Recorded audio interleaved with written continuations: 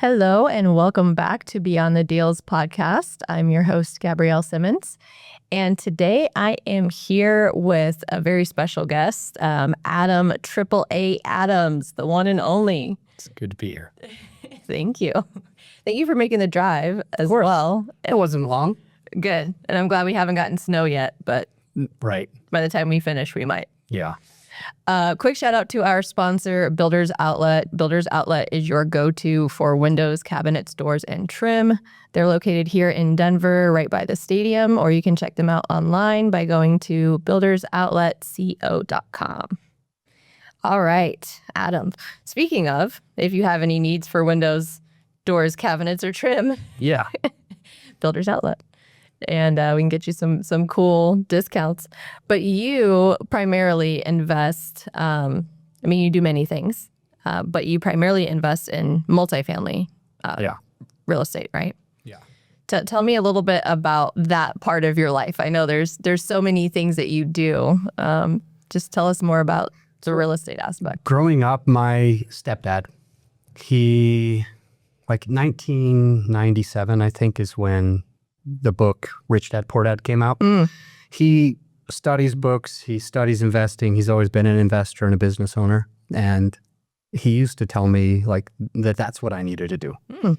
And so he has storage units. He has multifamily. He has land, agricultural, which gets tax benefits. And he's got his business. And it was he kept telling me to read this book, but I'm dyslexic, so I didn't want to read it. Fine. In 2005, he just bought me a piece of land, and for cheap, for $100. Oh, but so basically, we have done tax liens and tax deeds, which some people are aware of or familiar with. But that's how he got this one property. And after buying that and giving it to me, I had to pay him, but I was in college, and $100 sounded like a ton of money to me. And it took me a little while to get him paid back, but that kind of changed me. I was like, wow, I own a piece of, America. This is crazy. nice. And a couple years later, I got an offer on it for maybe 75% of market value.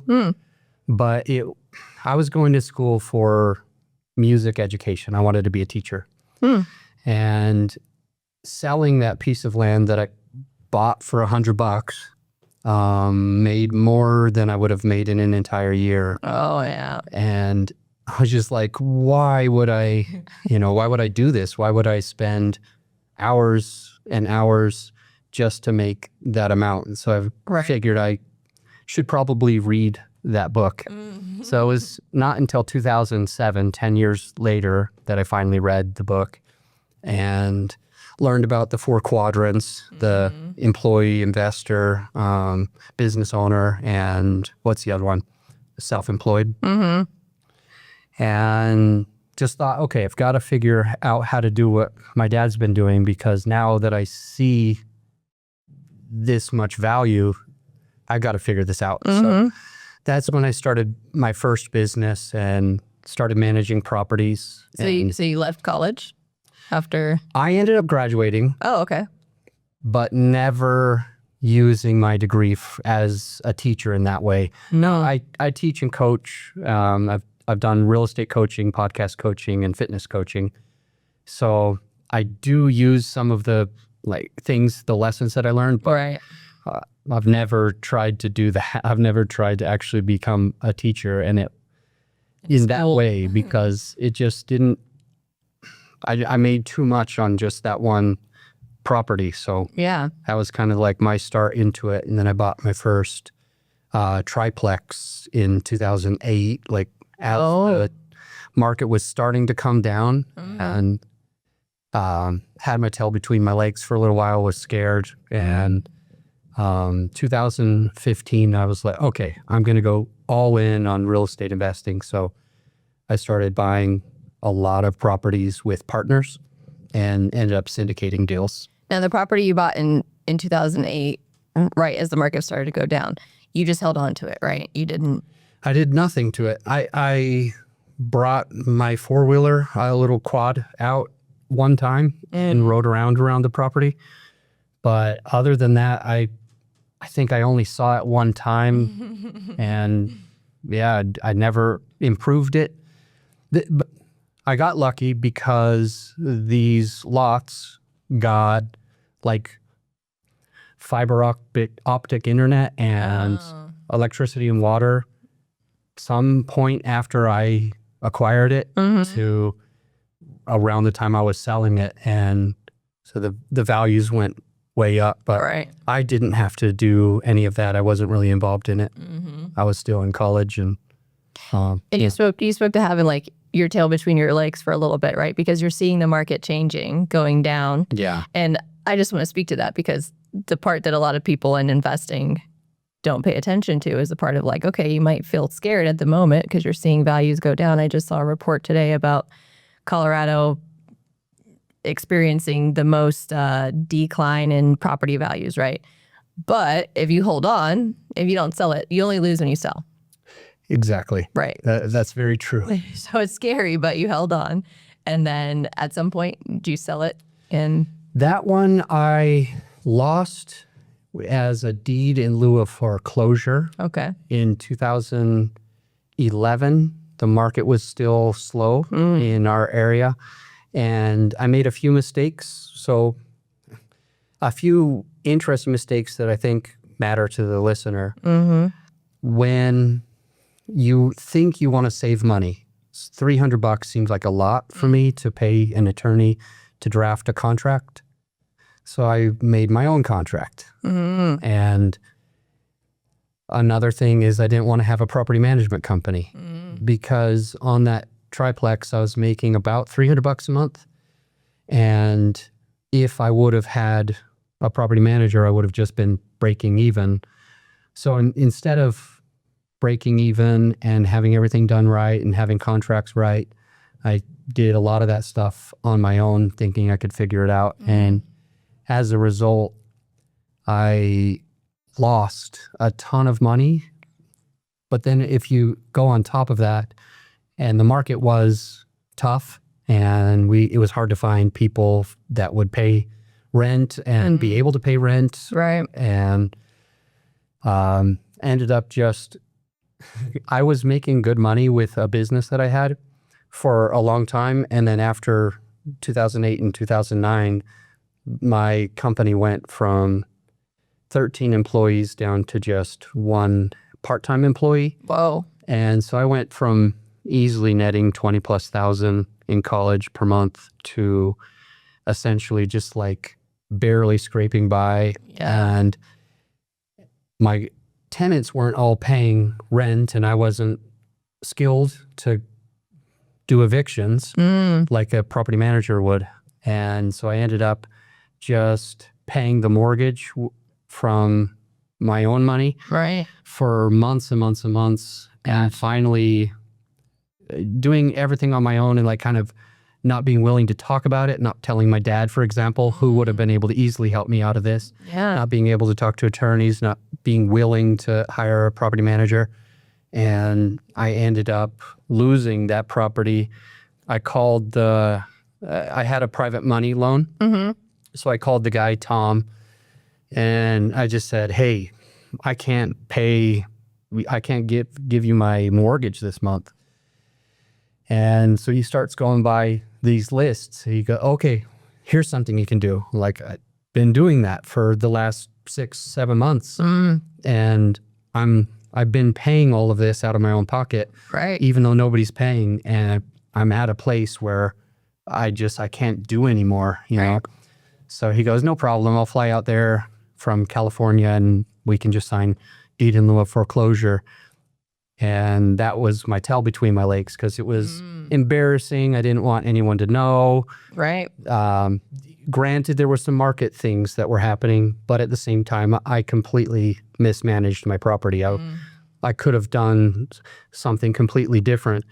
And in retrospect, if I would have paid an attorney for a contract, or if I would have paid a property manager to manage that, instead of losing the property and my dignity, trying to do it all yourself, I would have still had that asset today, and it is worth a couple $100,000 more than in the beginning. So valuable lesson that a lot of us have to go through, and you went through it early. It sounds like in your real estate investing career.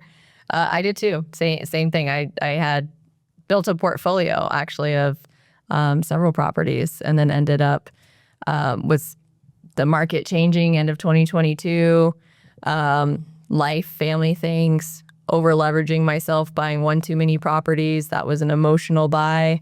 And then looking at everything like, oh snap, like I'm going from all this passive income and thinking that I'm getting ready to retire actually just before 30, to like, I can't wholesale deals anymore because the market's changed. My buyers dried up, right? Like they don't care how good of a deal it is. They're sitting on flips that they can't sell now.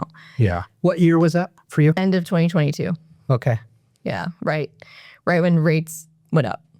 And then early 23 was like some of my short-term rentals, those were drying up too as far as like bookings and stuff, getting rid of those. And that was most of the income. So yeah, same thing. And then I actually just ended up going through bankruptcy. And that's tough. Sold them all. That's a tough decision to make. Yeah. So paid my private money lender, and then had one property that I couldn't sell because it was the emotional buy. It was the bad buy. And it couldn't even sell, even at a discount. And that one ended up being foreclosed on. So yeah, I know it's not awesome, but everything after that is like up for us, and then we get to go teach people and tell them what not to do. Exactly. And sounds like part of that message from you is like, don't try to do it all yourself. 100%. You need to stay in your lane, and you need to hire a good team. And in that case, an attorney or a property management company would have changed everything. Yeah. I feel like you're speaking to me specifically because I always manage my own properties. Well, and it's not that people can't. It's just that here's the bigger takeaway. It's not to not manage your own property. It's just to be in your lane, whatever your lane is. And if you don't know how to do some of those things like foreclosure or kicking a tenant out or whatever, then you're probably not the right person for that seat. And when I look back at it, like this $300 that I was like needing to make, I don't know why, because I was working a ton at that property. I was mowing the lawn myself. I was doing the plumbing myself. I was doing the painting myself. So I was investing insane amounts of time. Yeah.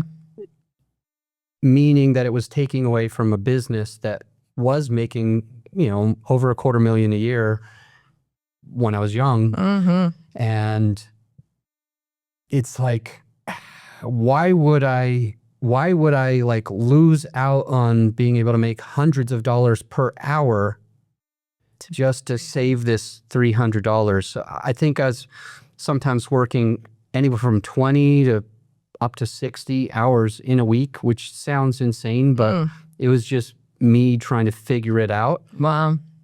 And so when you look at it, I was making less than minimum wage. Oh yeah. To do that. And I could have just had the property manager and kept working on my business and kept it in a really good spot. And even breaking even, what kind of changed my mindset, one of my mentors had told me that breaking even is still you being up, because your property is essentially a giant savings account. Yeah. If you're breaking even, somebody else is putting money into this asset that until you sell, right? So long as you hold on to it and you keep it until we're facing better days and there's appreciation to be actualized, they're the ones contributing into this bank account for you. So it's not that you're making zero. You actually are going to make money off of that just later on that somebody else contributed to. Yeah. So like, yeah, that's important to keep in mind, on top of what is our time worth. Exactly. Yeah. So what made you want to get into coaching? Because then you started coaching real estate, right? Yeah. If I go back and look at it, I was running a meetup group, in the Denver area.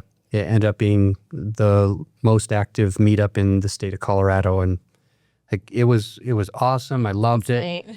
And a lot of people would come to me and ask me questions, and I helped a lot of people make good money, but I felt for a long time as I was doing that I never would want to charge for it. I wanted to give time and give time freely, and be respected and admired, and have people see me as just a giving person.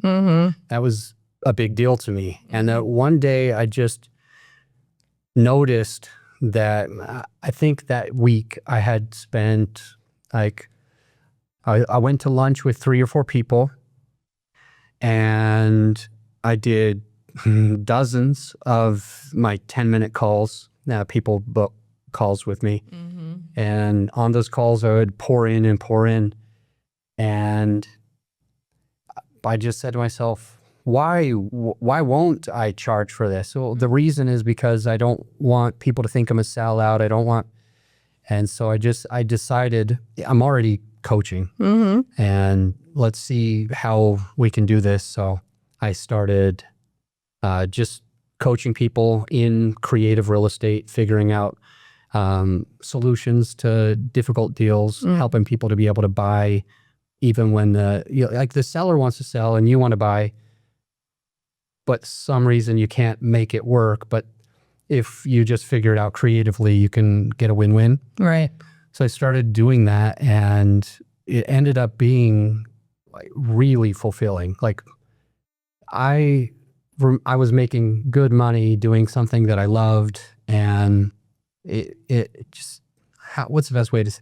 I felt like honored. I felt happy. I felt grateful to be able to be part of people's journey and make decent money with it. And then that passion fuels you, because it's not work. It's passion. It's something that you love to do, and you get to help people, and you get to earn a good living off of it too. Yeah. Like you should.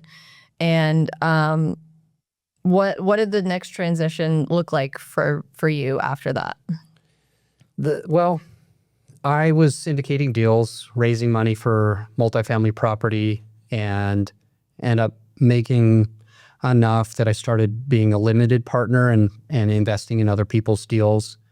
Wait, go ahead. How did you go from single family investing into commercial Well, or multifamily? I never really did single family. Oh, So the triplex.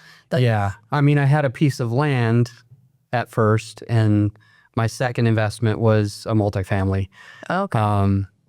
So when I read the book Rich Dad Poor Dad, Robert Kiyosaki, said that he never did single family. Like, he talks about it, and if you're playing Monopoly, you get a certain amount of greenhouses for one red hotel. But he basically mentioned that he was focused on building a business and passively investing. And so I said, that's where I want to be. I want to run a business and passively invest. So I did a few tax deeds and tax liens in Florida, and they were single family. But almost all of the things that I bought to keep were either portfolios of single family houses, or they were like 100-unit building or whatever. Okay. So single family was never a big thing for me, unless it was a package of a few at a time. Right. Where you could get a decent discount, and they were all within a couple of streets from each other. And you could have the same property management company for them. But yeah, mostly I just haven't done really single family. I've done a few flips in the Denver area, flips in a few different other markets as well. Okay. So the bigger projects have always been more of your forte. Yeah, it's just, I think they're more scalable, and they're more based on the value of the income versus the value of the neighborhood or whatever. So they're easier in my mind to buy and to scale, because you're getting commercial loans instead of residential loans. You're able to get more down. You're able to get more partners. Mm-hmm. And I think people can do single family. It's just, to me, it feels like the slow way to go. Mm-hmm. Yeah. And I feel like it's even, and I have yet to do commercial myself personally. Like this year is what I'm focusing on, is getting my first commercial. Wait, this year's almost over. All right. Well, I'm still working on it. Over the next 12 months. Yeah. Commercial deal. But I feel like it's easier to raise funds for commercial deals as well. It is. It really depends though, because there's some investors, I think mostly the smaller investors and medium investors, where they understand single family better. Mm-hmm. So in that case, if you want to get money from that one person, maybe a single family is easier. But all in all, there's a lot more money available from my experience so far for larger deals. People want to be part of them, mm-hmm. and they don't want to have to do all of the work. So if you're able to be the operator and do a good job and learn from your mistakes, mm-hmm. losing a property in 2011 or 22, then you tend to be able to have more value to give to people, and you'd be able to serve more investors. Mm-hmm. And so that became your new focus then, was syndicating deals, being the operator. Yeah. Well, I was the podcaster, really. Mm. So I had a team. When I started to syndicate, I partnered up with a couple of people, and then we grew it to, we had an office with 6 of us. Mm-hmm. And I had a room not too different from this room, mm-hmm. just a recording studio. I did have a computer in front of me, mm-hmm. but it was just a little recording studio. And I spent most of my time recording or editing podcasts, because I made another mistake. I edited my own show for 300 episodes. Oof. And I didn't feel like anyone could do as good of a job. But that goes back to the same thing. I was spending 10, 12, 15 hours editing one 1-hour video. And so I would do 2 or 3 of these. And so I was always either recording or editing throughout my day, or hosting the meetup group that we mentioned earlier. And we had an operator in the next office over that really ran everything and acted as the manager of the property managers. So I didn't have to do that as much. I had a little bit more experience than the other members of the team, good and bad, but for my own portfolio before it all started. But I know that it's not my strong suit to manage the property. I want to have somebody else do it. That's not fun for me. That's not, podcasting is fun. Hosting events is fun and exciting. And it also can grow the influence that you have. You can raise more money. And so I stayed in my lane and just was the teacher that I always wanted to be when I was, going to school. I love that. And built a team around you of people that could do the things that you're not great at doing, or that you don't want to do. Exactly. You could be great at it if you wanted to do it, but especially when you don't want to. So is that when you started the podcast for podcasting? Yeah. So 2015, I went straight, full-time real estate for the first time in my life. And in 2016 is when I launched my podcast. I made some mistakes launching that podcast, which if we get to it on this call or on this interview or whatever, there's a lot that can be there. But I ended up launching the podcast in 2016, launching the meetup in 2016, and building the team in 2016 and 17. Mm-hmm. And we syndicated 1 deal in 16, 2 deals in 17, and 3 more deals in 2018, 1 more in 2019. And then July of 19, I just started getting these creepy feelings that 2008 was going to happen. Now, it doesn't mean that it has happened. Crazy things have happened since 2019. But I just remember thinking there's probably going to be some type of crash like within the next 6 years. And if I raise money from other people to buy these deals, I will make an acquisition fee, which is great. So to the person who's listening and doesn't know what that means, when you close on a larger property and raise a bunch of money, you take like 1% or 2 or 3% of what the deal's worth. So if you buy a $10 million deal, you'll make maybe 300 grand automatically. And that's your fee for work that you're doing, finding a deal, putting it together, organizing. So my thought was that it would be selfish and like not in good faith, not with good, what's the word that starts with an I? Integrity. Not good integrity. Yeah. So I just said, no, I'm just going to stop July of 19. I'm going to wait until, I don't know when this is going to happen. I thought it would happen within 6 years, by the fall of 25. But I just said, okay, I'm going to get out and I'll just watch it. And whenever I feel like it hits a bottom and is coming up, then I'll go back to syndicating deals. So that was when I launched my podcast agency, is July of 19.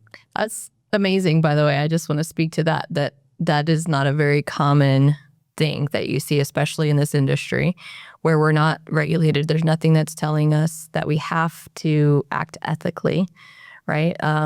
There's a little bit more regulation that comes in play when you're syndicating properties and got the SEC looking at things that you're doing. But to make that choice to say like, hey, I can continue and make some money off of these things, but I don't feel good about it.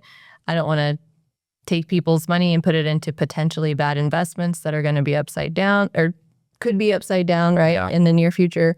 I just really appreciate that because that's not something that you see too often. Thank you. Yeah. So then you were like full-time going into the podcast on podcasting. Yeah. And that has blown up. I heard about that podcast, and I'm not a podcast listener, by the way. Okay. I have probably listened to like 20 podcasts in my whole entire life. And I heard about your podcast like years ago and just knew it was this big deal. I also didn't know you were in Colorado. So when I found out I didn't know you were. This person was in Colorado, I was like, wait, what? That's amazing. Yeah, no, that podcast has been amazing. I have helped before doing this. So I was in a mastermind group, business mastermind. It's called Leadership Boardroom. And we were out in St. Louis, Missouri. And I just asked everybody, what do I do? I am not sure what's going to happen with the market over the next 6 years. I don't want to raise money if it's potentially going to be lost. Right. And the whole group was like, hey, you helped me get my podcast in the top 1%. And they were all talking about podcasting. I'm like, you guys are right. I'll start a podcast agency. So I remember calling my very first client. He's a buddy of mine. He's also in multifamily, Corey Peterson. I was like, hey, I'm going to start a podcast agency. Is it okay if we start editing your podcast instead of whoever else you have doing it? He's like, sure. I'm paying them $2,000 a month. I'll pay you $2,000 a month. And I'm like, wait, no. How many episodes are you doing? And I'm like, this is only going to be $600 a month, not $2,000 a month. Oh, wow. And he's like, whoa, you just shot yourself in the foot, but I'll give you $600 instead. And we ended up growing Corey's podcast. I think he was at like 2,000 or maybe it was 1,200 or it had a 2 in it. 2,000 or maybe 1,200 downloads per month. And we got him up to 31,000 downloads per month. Wow. He ended up getting top 1%. And so I was, that gave me fire. And I'm like, yeah, I can confidence. I can do this. Yeah. And I don't know if you remember Clubhouse. I do. I was utilizing Clubhouse for a bit and doing some cool little meetups on there. So I jumped on Clubhouse right around the COVID time. I don't remember if it was like the end of 19 or the beginning of 20, but I ended up becoming a big influence on there and had just huge rooms, and that's how I got the rest of my clients. Nice. We got that business to be making $100,000 a month, and our podcast ended up becoming like top 0.001%. Wow. We were number 20 in the business category out of 5 million podcasts. Wow. And just it blew up in a really, really good way, and kept the company just from that podcast. From Clubhouse, I got a lot of clients. From just calling people, I got a few as well. But from the podcast, we were making anywhere from 20 to 60,000 each month, just Heck yeah. hosting a podcast and teaching people things. Podcast on podcasting. Even the name is like so clever. Yeah. So that's one of the mistakes that I made with my first podcast was Creative Real Estate Podcast. Okay. I wanted to raise private equity. My goal was to bring in passive investor money, but I named it something that was good for somebody who didn't really have that much money and they needed more creativity. Creative. Oh, true.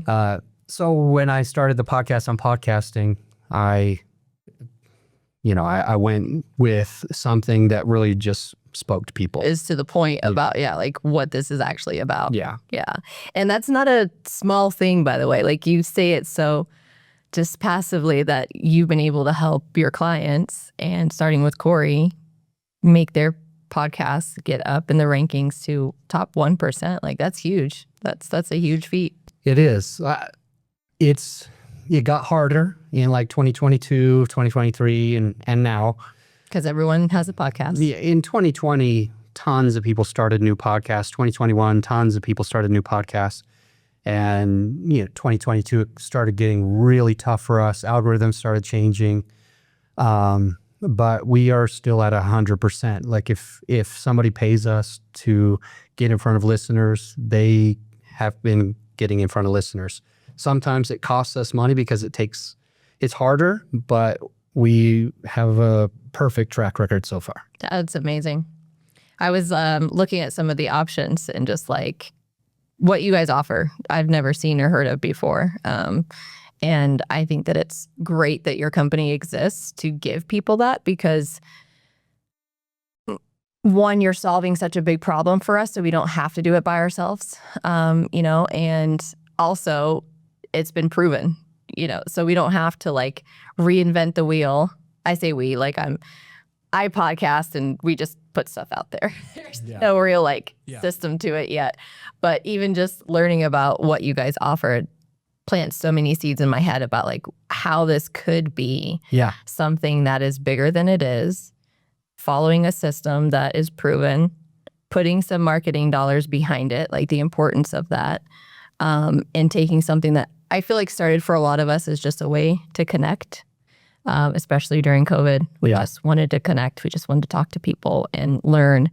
But taking something that can start that way and become a successful business while also being able to be a resource for people to learn from. And that, I feel like it just fits perfectly into what sounds to be like your thing, your motto is like helping people and teaching people. And everything you do is ingrained in me.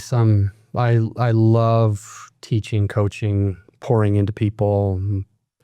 But my brain thinks a little bit differently. I'm dyslexic, ADD, and on the autism spectrum. And I figure out patterns faster than I guess the normal person. And so I look and see, okay, these are the 3 things that you just do slightly differently and it changes everything. right.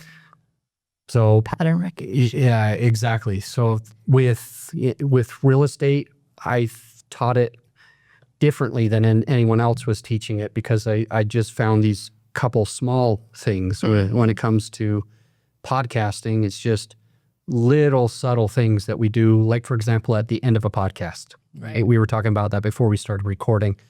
How do you get somebody to keep listening versus turn it off right away? Because there is an algorithm in podcasting that if somebody stops listening at the end of an episode, then we don't trigger the algorithm, which means that we don't get in front of even more people. But if we make a small change to say to the listener, hey, the next episode is queued up, it's going to be packed with value just like this one. Don't go away, see you there. Just that one little thing gives a few percentages of people to change from thinking that they're supposed to turn it off to think, I should keep listening. And when you have a few people listen to the next, whether it's on YouTube or one of the podcast playing platforms like Apple Podcasts or whatever, Spotify, when you do that, Spotify or Apple or YouTube says, oh, wow, something cool about this show. People listen and binge listen. They listen to multiple at a time. And that means if we want to keep people's attention, we need to put it in front of more people because this one keeps people on YouTube and this other one doesn't. Right. So it's interesting because it's not that, it doesn't seem like it's a big change. Right. Hey, thanks for coming. This was a great episode versus, hey, the next episode's queued up. Check it out now. Yeah. Just that one small thing makes a huge impact if you're going to get ranked in the top 1%. Yeah. No, that's something I never would have thought of. I love that you sat down here before we got started and given me tips on how to improve on that. Because, yeah, that's definitely, it totally makes sense how that changes how many people the podcast gets in front of. Yeah. Makes sense for sure. What other tips could you give? Just freebies. Podcasting? Yeah. I love the question. Let me think.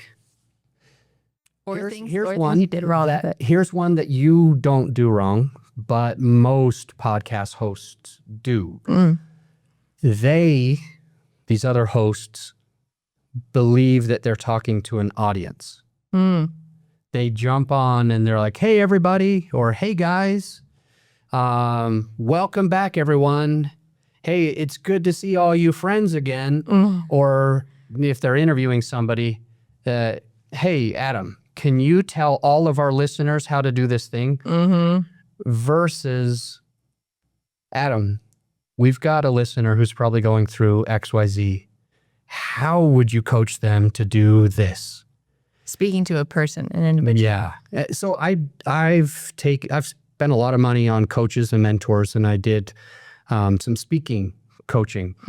And that speaking coach told me that even if you are in front of 1,000 people, not to address an audience, but to address the individual person. And so I started doing that probably in 2017.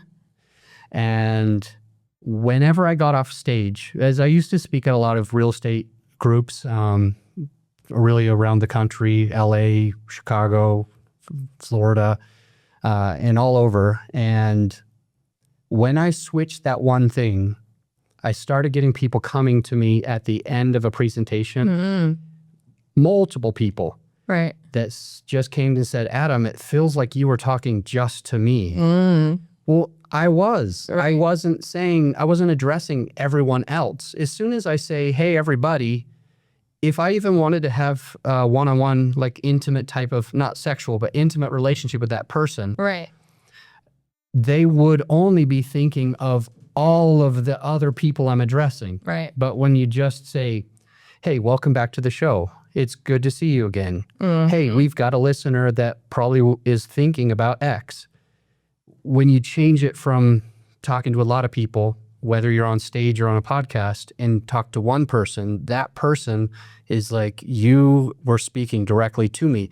Yes, I was, and I did that intentionally. I meant to ignore the other 10,000 people that are listening and only talk to you. But at the same time, I'm only talking to the other 9,999 individually as well, because that one small shift in language. And it creates an intimate experience that allows for deeper connection. Yeah. Really. And whenever we feel like somebody is giving us their attention, their time, they're speaking to us, they're speaking about something that we care about or is important to us, then we're tuned in. Yeah. And naturally, it makes sense. Another thing is to be yourself. So if you cuss, go ahead and cuss on your show. If you like, what's his name? Gary Vaynerchuk. He's one of the best at this. He is unapologetically who he is. If we are trying to be more proper or more businessy than we naturally are as human, it's not going to come across authentic. Right. And therefore, we're not really going to get the person who's listening or the many people that are listening. We're not going to get that person to trust us because there's something wrong with the energy or with the frequency that they can already tell we're not being authentic. Yeah. Because we're trying too hard to be like this other guy or like this other girl or like this business person or whatever we think is like the perfect person in mind. Yeah. So yeah, that's another thing. Just really, really try to be your authentic self, whatever that means to you. And one more is if we're an influencer and we're trying to gain influence, one of the biggest things that we can do is not just interview others and show that they are an expert, Right. but at least have 1 or 2 or 4 per month where we are the expert. Ooh. So That's whatever your bold. business, like let's say you're a CPA or real estate coach or whatever, you're trying to raise money, private equity. If we always highlight other people and that's the only thing that we do, we're going to have a hard time having the listener think that you or I Also an are expert. the person. So do you know who Joe Fairless is? No. I mean, not by the name, maybe by the face. He runs the longest running daily real estate podcast in the world. Okay. And it was one of 2 podcasts that were bigger than the Creative Real Estate podcast before I sold it. He hosts conferences, the best ever conference. Here's the takeaway that I'm sharing with the listener right now is on Friday, he did an interview called Follow Along Friday. Okay. So he had a friend that was part of the podcast that came on Fridays. And what they did is they talked about their own business, their own struggles. I listened to his podcast because it was one of the largest real estate podcasts, at least back then. And I bet it is today. Listen to his podcasts all the time. And I got lots of value out of them. But it was those Follow Along Friday podcasts where I got to hear that he just got engaged and he got married. They were pregnant, that they had their kid. Yeah. That he had a deal that just went good or went bad. Whatever they were sharing about what really is happening in his life was the point in time that I said, you know what? Like, I like this guy. I want to work with this guy. And I want to know this guy. I want to meet this guy. I want to interview him. Right. If he was only interviewing other people, I would have never felt that connection. So having the time, taking the time every now and again on whatever, your social media or your podcast, in order to be who you are, authentic, but also be the expert that you are, is going to allow your listener to decide to hire you or invest with you or partner with you or bring you a deal. So I started implementing that as well, where I would have lots of interviews, but then I would do my short solo episode where I'd offer value on how to find a good market or how to analyze a deal or whatever it is. And when I started doing that with the Creative Real Estate podcast, is the month that I started doing that, I started getting tons of people calling me and saying, Adam, I want to work with you. because I was putting out my own content as well. Right. So I believe that with a show, we have a high probability of growing our audience if we're interviewing other people, because they're going to probably share it on their social. They're going to be excited that they came on our show. Right. We're going to somehow tap into a little portion of the people that already follow them. Right. So I think that's important for most shows. And at the same time, I think it's important to show that we are an expert, that we're going through it, like you did, talking about your situation in 2022, et cetera. Like that type of thing on your show is a good way for the audience or for your listener to think, man, she's real. I like her. She's honest. She went through this. She's probably not going to do it again. Like, I would work with her. Let me call her. Let me see how I can do that. Can I bring her a deal or give her some money or whatever it is? Right. No, yeah, you totally just shifted my perspective just in saying that, because I haven't done any solo episodes and I need to. You got the totally experience to do it. Yeah. So yeah, and can speak to different things in real estate, and then also the personal life, because as a influencer as well, right? Like you almost get it almost becomes difficult sometimes for people to understand that you're still relatable, that like you still like I'm just a person too, like, but if people don't see a lot of the human, normal, I'm a mess as well, I make mistakes as well, I don't always have my makeup done and hair looking great, like if they don't see that part, then it's hard for them to relate to us. Yeah. And ultimately, any of us who are doing this, who are influencers, and yes, it's typically profitable, that's what we're looking to gain as far as monetarily, but ultimately what we want is for people to connect with us. And the more that we just share who we are, allows people to do that. So 100%. That's a great point. I'm going to start doing that now. You're going to see a lot more of me here by myself. Good. Thank you for those tips for everybody. So you turned your podcasting into a business that has been successful for you. You made it successful for other people to take advantage of. And then you've now shifted into something else, right? Yes. 2018, I was super fat. Really? I haven't seen these pictures. Where are these pictures? Did you delete them all? I didn't hardly even take pictures because I didn't feel comfortable to. I didn't want to put them on social. I looked bad. I mean, when I say bad, I mean, I was drinking too much alcohol as well. So my hormones were messed up. My energy was messed up. My energy was crashing, partway through the day.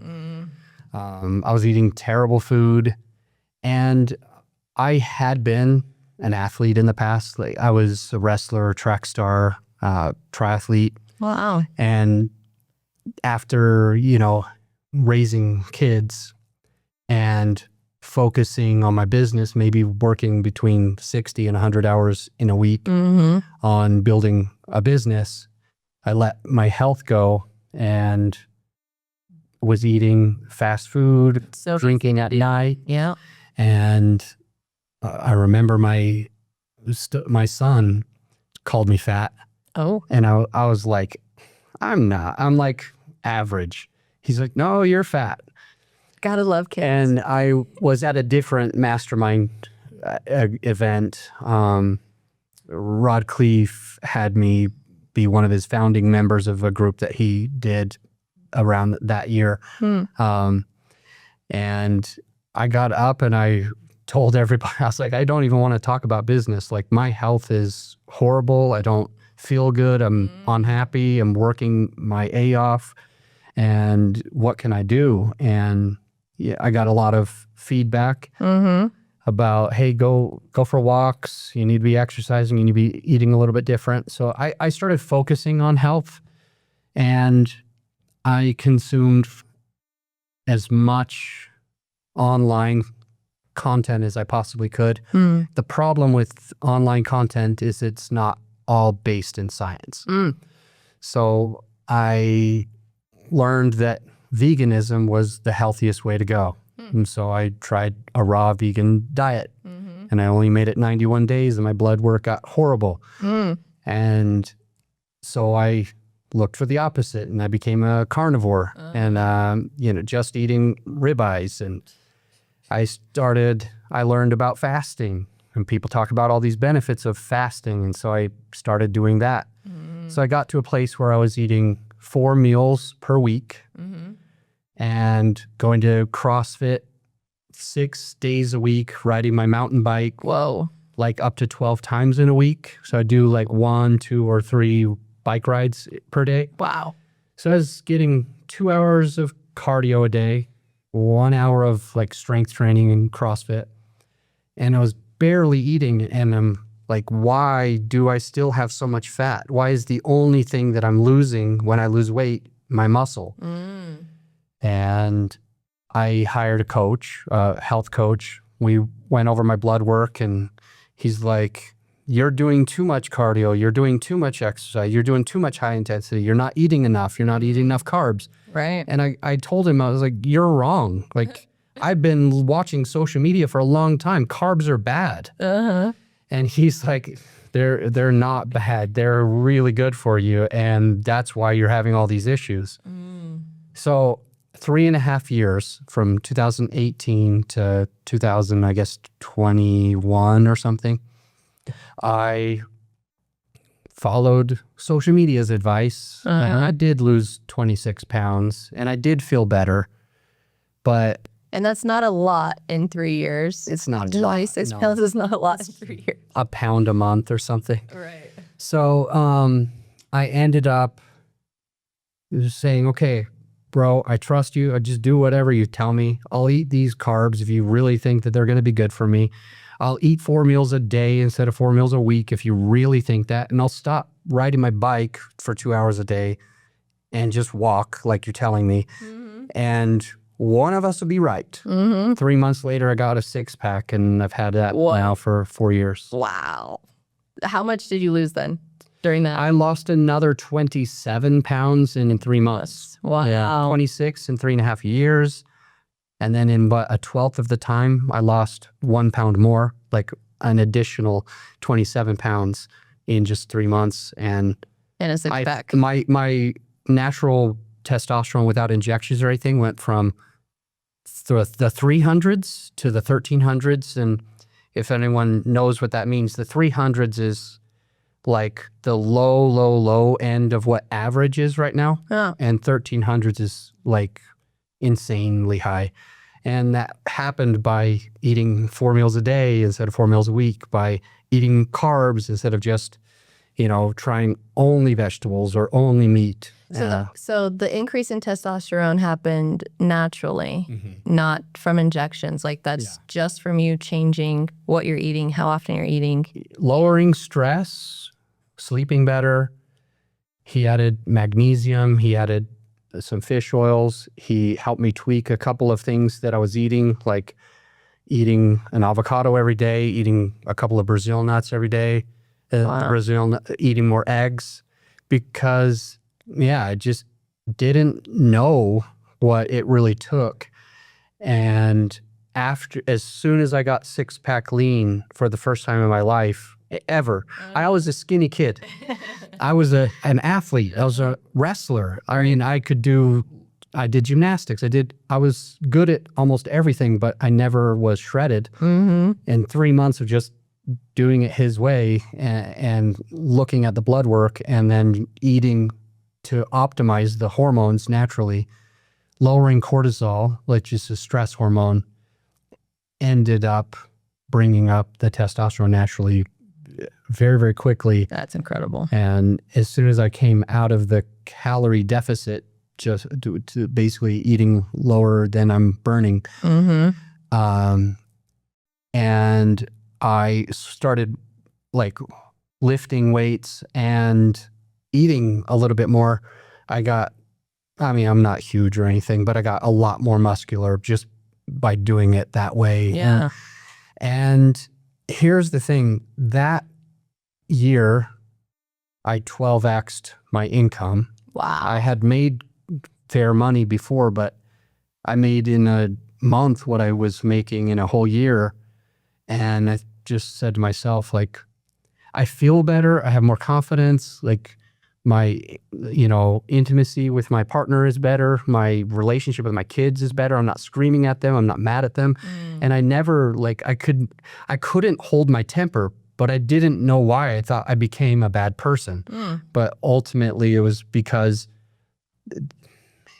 I'm not trying to get in the weeds here, but my testosterone, for example, there's this thing called aromatization, real estate, amortization. Aromatization basically turns testosterone into estrogen. So when I was doing it a certain way, my body was holding on to fat. My body was freaking out. Because I was overtraining, because I was under eating, my body didn't know where my next meal was going to come from. And it did everything it could to be able to preserve, which meant, Adam, my body talking to me, we have to take away your muscle because muscle is expensive. You're not eating enough calories, and it doesn't cost me anything to keep fat on you, but it costs me a lot to keep muscle on you. So I lost all of my muscle and my fat just didn't come off. So that 26 pounds Was all muscle. was probably at least 45% muscle. It was probably 30% water weight, 45% muscle, and 25% fat. Then when I switched it and dialed in the hormones, like everything else came back. So I was saying to myself, it's like anything you're passionate about, you want to teach, you want to share, and you want to figure out, can I make money off of this too? Yeah. So I decided this is what I'm all about now. I'm going to do whatever I can in order to grow this. And so I started a fitness company as well. And then I just recently had a conversation with someone, and your name was mentioned speaking about health and fitness. And I was like, what? I was like, Adam, AAA Adam's like, he's a real estate dude, no? And that's the hard thing. That is so hard. You go in and you decide to do something, and one of the biggest things that holds you back is your identity. So I wanted to be able to keep up with your identity. I wanted to be a fitness coach, but I'm like, okay, if I do this, like, people are going to think I couldn't cut it in real estate or couldn't cut it with my podcast agency. People are going to be confused because I already switched from a real estate influencer now to a podcast influencer. Now I want to teach this, and people are going to say what you just said, like, oh, I didn't know he did that. He can't be that good at it because maybe he couldn't even cut it at these other things, or, oh, he just barely started this. So I don't think of him for this thing. And my brain was just telling myself, like, that this is, it's not going to work. It's not going to work. People are going to hate me. I'm going to lose respect. But you have to just say, what is it that I really want? And just burn the boats. Yeah. And none of that is true. You still are a successful real estate investor. You still are a successful podcast influencer and a company that helps people with their podcasts. And you're creating your next big successful health company that is also helping people. And that's amazing. I admire it. Tell me more about the company. I really don't know that much about what you guys do. Well, what we focus on is starting with blood work and figuring out where someone's hormones are. So when we take blood work, we don't do it like a doctor normally would. A doctor would take a very small panel for your labs, and it would tell a couple of things. And then that doctor, if there was a couple small patterns out of the 13 biomarkers that they took, then they might go and have you do follow-up labs for your thyroid, or follow-up labs for your pituitary gland, or follow-up labs for your inflammation, or for your blood sugar, or whatever it is. They would then have you just do that. And so we start by taking a larger panel to look at everything. And then we find out, okay, your vitamin D's low, your magnesium's low, your inflammation's high, your LDL is too high, your HDL's too low. So we look at these things and we find the patterns, going back to being on the autism spectrum. We look at the things, find the patterns, ask us, what is this puzzle telling us? And we make the small tweaks, like adding an avocado a day, or adding more carbs, or adding more protein, whatever it is, eating less saturated fat, working out less. In fact, let me say that you already heard me say that I got better results by going, I don't know if I clarified it this detail, but I went from 6 workouts a week and 2 hours a day cardio down to 3 workouts a week and like an hour and a half of walking instead of more high intense. It sounds like that won't work. It sounds like if you were already pushing yourself at this level and not being able to get 6-pack lean, and you're going to cut these things in half and quadruple, no, actually 7 times your food intake per week. Wow. There's no way you're going to lose weight. It just doesn't sound right. Right. But if you're eating the right foods that help hone in or optimize your blood work, it makes everything else easier. So, I don't know. Let me let you ask a question because I want to stay serving you. Well, and with that, like tying it back into the point of, not the point, but what makes this super beneficial, especially for entrepreneurs, is that if our health is optimized, our minds can be optimized. How we function within our businesses can be optimized. Like we do everything better. We can control our tempers better.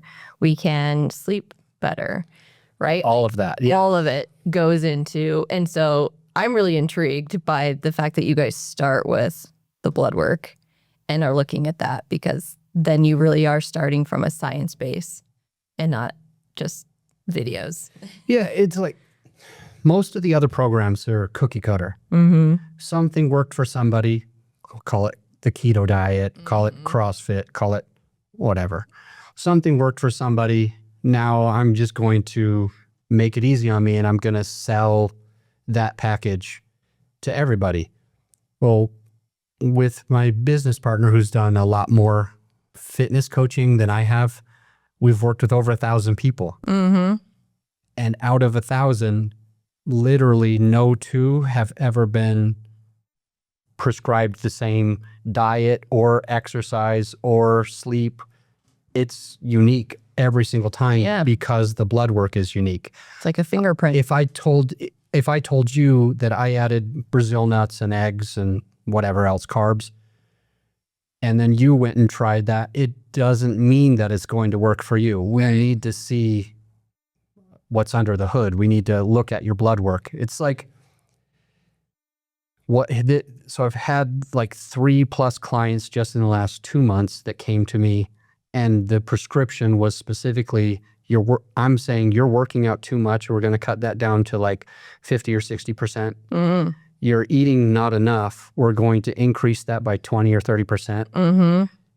And, you know, the same thing keeps happening. David, Lindsay, the other David, they keep looking at it and being like, you're crazy to tell me to eat more and move less. Right. But it's showing on the blood work that this is what you need to do to look and feel your best. This is your prescription. This is what you need to do. Right. And they're like, but that's not what my friend did to get. But your friend and you are like fingerprints, are not the same. Your blood work is not the same. I'm not going to prescribe you iodine to take every morning on an empty stomach if your thyroid is already perfect, or if it's hyperthyroidism. Like, I'm not going to give you those things. I'm going to tweak it to what you need. I might give one person 7 milligrams of this, and another person 13 milligrams of this.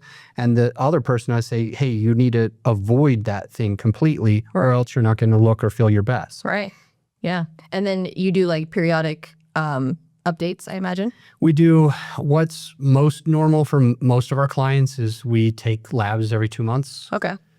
Some of our clients come to us, they're already on exogenous hormones. So we've got a couple of women that they have like a testosterone patch and they're taking progesterone and estrogen by orally every day. Or, we have a guy who's taking testosterone prescribed from his doctor.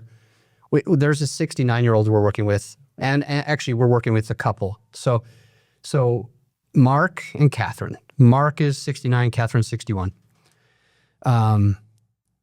In both cases, for both of them, they were on exogenous hormones. Mm-hmm. And in both cases, and this doesn't happen with everybody, they were taking too much for what their body blood work was saying. Mm-hmm.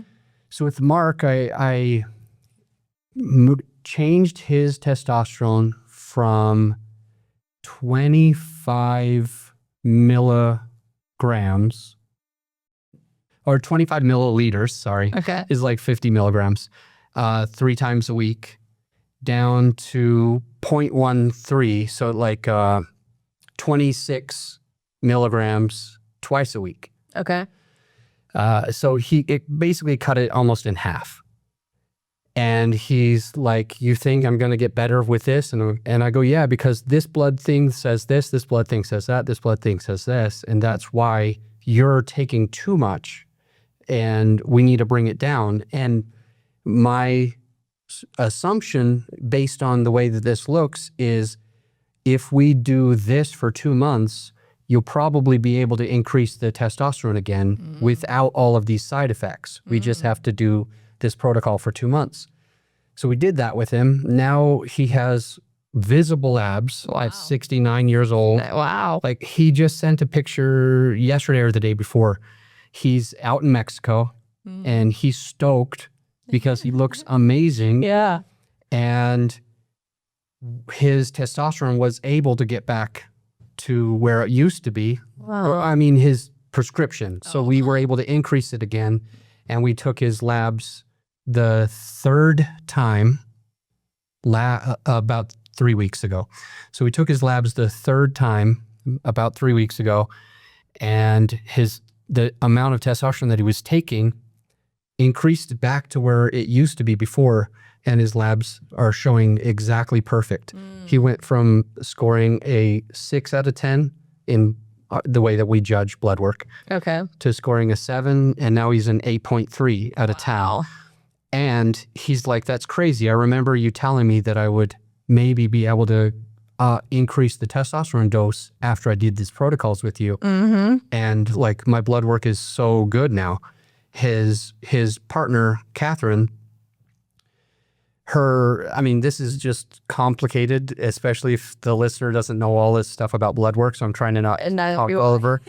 But with Catherine, as a female, her testosterone, because she was taking exogenous hormones, was well over 200. And for a woman, they feel better if their testosterone is somewhere between 30 and 65 nanograms per deciliter. And hers was at 200. And I saw the blood work and I'm like, Catherine, like you're taking way too much tea. Like this is not good. First of all, you need to go and donate blood because your red blood cell count, your hematocrit is high. I'm like, you have to donate blood. This is a result of taking too much testosterone, first and foremost. Wow. But also, at this level, you have risks of losing your head hair, growing body hair and facial hair.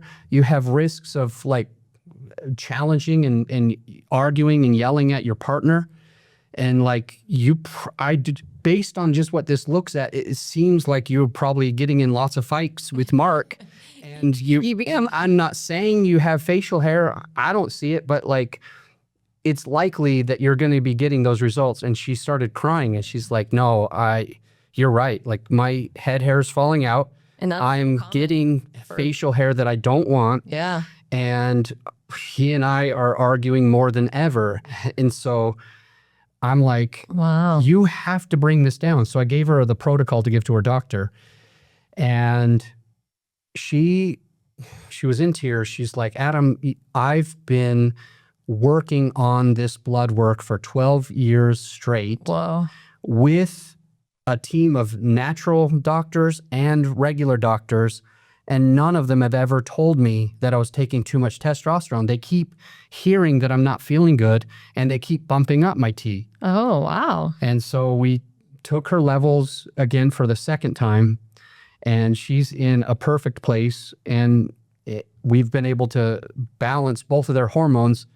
These guys both, I could show you the text messages because I do this thing every morning called gratitude, which I think is one of your questions today. But I do this thing every single morning with, well, some days I accidentally skip it, but almost every morning I write 3 things I'm grateful for, and I send it to 3 people.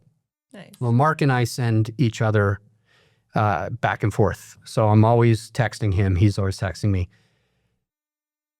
9 out of the last 15 days, he's specifically pointed out that his relationship with his wife is at the best that it's ever been in their entire relationship. Wow. And to me, it's obvious that one of the big things is we've been able to lower his estrogen because you freak out about, as a man with when you're out of balance and your estrogen is too high, you get more emotional. You can't approach situations the same way. And as a woman, we have too high of testosterone. It is the same relationship when it's out of balance. We've corrected both of them, and their relationship in every way is way, way, way better. And it's If you don't already, you should like market specifically to couples. Yeah, we have in 2 of our Facebook or Meta ads, it mentions it, but I would prefer to add more of that. Because that's powerful. Yeah. And that, I mean, that's a huge thing. Like it always will be relationships, but romantic relationships right now, especially for business owners and, you know, people who deal with a lot of stress in life, need this type of help to get them right. Mind, body, soul, everything. Better than therapy. Like, Sounds just like it. balance your hormones. You're going to approach situations a totally different way. That you'll be able to have like natural serotonin and oxytocin coming from your body and from the work that you put in, and your testosterone, estrogen, progesterone will be balanced. Your thyroid will be working. Your pituitary gland will be working. So like you feel amazing. It's just, right now I just feel honored to even just be part of this thing because they both look amazing. She's 61 and she looks like she's in her 20s. Wow. She looks like a bikini model in her 20s. That's just, she showed me on her 61st birthday, which is only a month ago,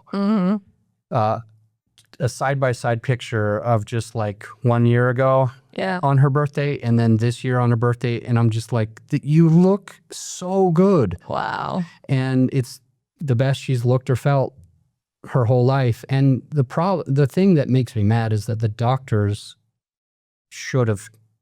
I feel like they should have known, like they should have, but to me, it's just so quickly obvious when I see different patterns. It's like, okay, this is what's going on. This is what you're probably feeling. Right. And this is how to fix it. Yeah. And the doctors, they're just like, oh, more testosterone.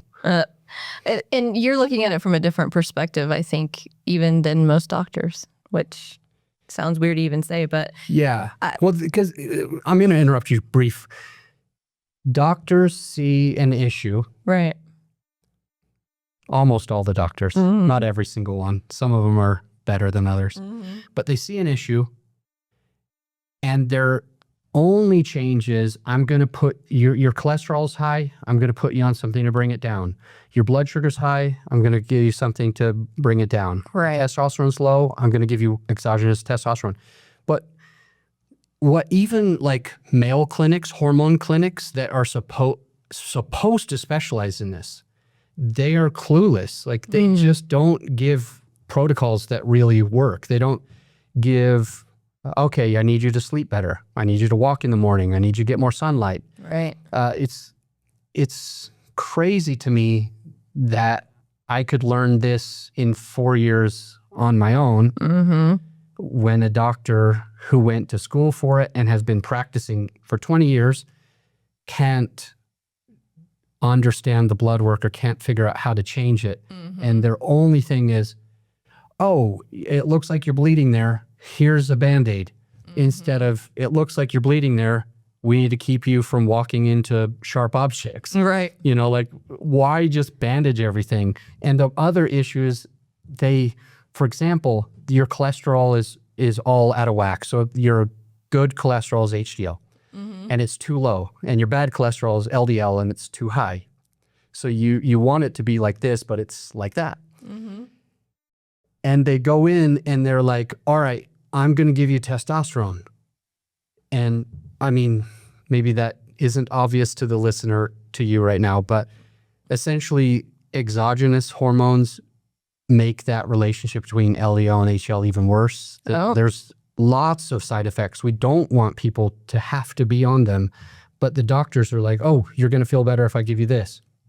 I don't want a pill. I want something that's going to make me look and feel better on my own. And the interesting thing is it's so much easier. It's so much simpler to correct it with adding an avocado or whatever it is. Something natural, that balances it automatically.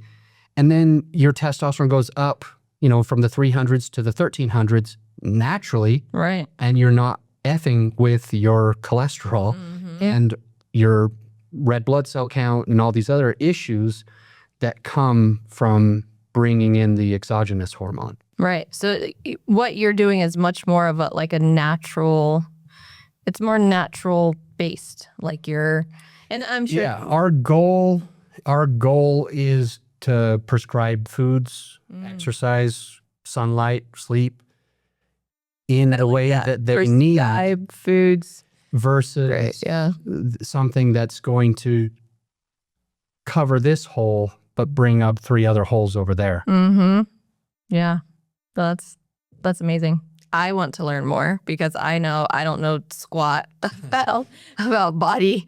I was the biggest I've ever been last year and around the time of the bankruptcy, and not last year, about a year and a half ago. Yeah. And about a year ago, decided to do something about it. And I've never been super health focused, but I just fasted. I've started fasting for about 18 to 20 hours a day. And I was driving my semi truck full time for about a year as well. I needed a reset from real estate and started a trucking company because that's what I did before real estate. So while I'm on the road, I'm not eating. I'm just fasting 18, 20 hours a day. And then I had one little 15-pound dumbbell. And maybe twice a week, I would, just do some exercises with it, nothing strenuous, or walk around my trailer just so I could move my body a little bit. And I actually was able to drop over 30 pounds. Nice. Within about 5 months. And so now I'm okay, cool. I've lost just about all of the fat that I wanted to lose, but I want to get tone. I want to, and feel better. And I'm sure there are hormonal things that are off that I didn't even think about prior to this conversation. But yeah, I'd love to learn more because I can imagine I'm in the gym all the time now and I haven't gained any muscle. Yeah. It's tough. I mean, if we're doing random workouts or if we're doing workouts that were prescribed for somebody else, it's very challenging for us to get the right results. And most people overtrain. I don't know where you are, but I don't overtrain. I undereat for sure. Undereat. Undereat? Okay. Yeah. Are you still doing a lot of fasting? Yeah, but not intentionally now. Okay. You kind of get used to it. I do that as well. I am, supposed to be eating 4 meals a day. And some days I just wake up and I'm like, I'm really not hungry. And then I find myself eating breakfast at 1 or 2 or 3. Yeah. But ultimately, I want to try to eat my 4 meals a day, sleep as well as I can. And one tip for the one listener, is, I don't even remember my tip because I was, I love that. You're talking about what you trying to do every day with eating. Oh, I think I was just going to say to lower your stress. Oh. So Yeah. like if we're worried about money, if we're worried about our relationship with our kids, with our partner or whatever it is, with our mom, if things are tough, if we don't feel good or feel good about ourselves all the way, then these things compound. So I think my suggestion was simply going to be find ways of letting yourself be okay with being happy and being okay with being where you are, and like having that gratitude, kind of like the 3 gratitudes in the morning. Yeah. But like if you just simply approach your day with happiness instead of stress, you change how you act throughout the day, but you also change your hormones so that you get more results in the gym or whatever. Yeah. Body and how we function. It's a great tip. The hard question. Sure. If you weren't doing this, what you're doing, the many things that you're doing, what would you be doing instead? For income? Yeah. For income and day-to-day life. So I'm not allowed to do real estate or podcasting or health coaching. Right. I suppose I would still be running some type of business that served people and that was in a niche that I was passionate about. Because those 3 things I am.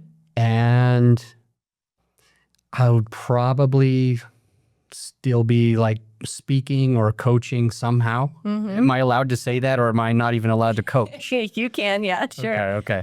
But like, I think what I want to do more than almost anything is I want to live in Costa Rica, like mountain bike during the day, go surfing in the morning, mountain bike later in the day, cook my own food, get lots of sun, get lots of steps, and maybe just live a simple life, maybe have some type of business on the beach, maybe a massage therapy business. I'm not a therapist myself, but I could hire them. Yeah. And just hang out, make good connections, or maybe put like an ice bath there and charge people $20 or whatever it is to coach them through sitting through the cold for 3 minutes. Oof. I don't know. I probably just want to live peacefully on the beach and get lots of sunlight and exercise and do something that still serves people. I love that. So what are you doing in Colorado? My kids are here. It's okay. So the kid's mom lives like 12 minutes away, and I get them, half the time. And nice. If two boys, right? Yeah, 2 boys. If that wasn't the case, I would be living in one of these Spanish-speaking countries that has mountains and the beach. But maybe when the kids graduate, I'll be retiring to Costa Rica or something. Yeah, and doing this or like you said, something else that is still you. And I love that you said that, because in your journey, what I've learned about you today, everything that you do is still you, is still serving that same mission. And you just get the opportunity to go into different sections and be great at it and help more people. I love watching your testimonial videos, by the way. Those are really good. Thank you. I don't know that we will be able to have our team plug in your information with your links to how people can find you. So while we will work on implementing that for our future episodes, I have to ask you, how can our listener get in touch with you today if they want to reach out? For any blood work, whether it's coupled with fitness and nutrition coaching or not, the website's I'm Optimized, the letter I, the letter M, and then optimized.com. I'm Optimized. If they wanted to look into podcasting or have a podcast coach or get in the top 1%, growyourshow.com. Right this moment, I have some real estate, but I'm not ready to close on more deals until I see some changes I don't know what's going to happen, and I want to be as safe as possible. So I won't pass that along, but I'm Optimized or Grow Your Show. Okay, sweet. I appreciate that. And when we get out of here, I'm going to ask you more about real estate stuff because I want to just see how our community, real estate deal makers, can serve you at all in that space. I would love to be able to connect with you more about that. Awesome. Well, thank you so much for being here with me today, Adam. I could talk to you for hours and learn so many things. I appreciate this, and our viewer appreciates it as well. That's it for today's episode. Till next time, guys.